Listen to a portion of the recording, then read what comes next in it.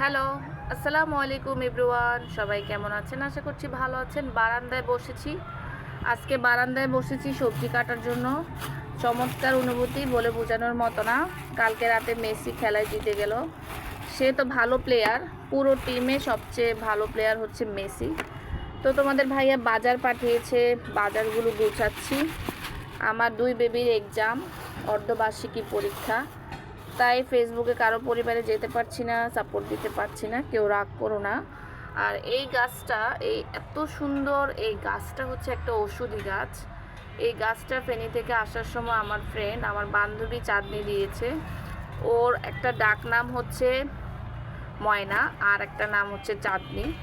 আর ওর ফ্যামিলির সবাই ওকে ডাকে ময়না, আর আমি ডাকি চাঁদনি। এই হচ্ছে অবস্থা। এই গাছটাও আমাকে দিয়েছে, এটা একটা ঔষধি গাছ। আমি ভীষণ যত্ন সহকারে এই গাছটা লাগিয়েছি। আর তোমাদের ভাইয়া বাজার পাঠিয়েছে। আজকে হচ্ছে বাজারটা আমি হচ্ছে কাটাকাটি করব, সবজিগুলা শাকগুলা বারান্দায় বসে। দেখো অবস্থা। তো যেহেতু আমি প্রতিদিনই কিছু না কিছু ব্লগ দেই, ভিডিও দেই, বাসায় এবং ঘরের বাইরে যেখানে যাই। তো বাজার টাকা গুছাতে গুছাতে আমার ফ্রেন্ডের সাথে কথা বলছি। আয় হায়, পড়ে গেল আমার ঢেঁড়সগুলা। যাই হোক, এগুলো ধুয়ে ফ্রিজে রেখে দিব।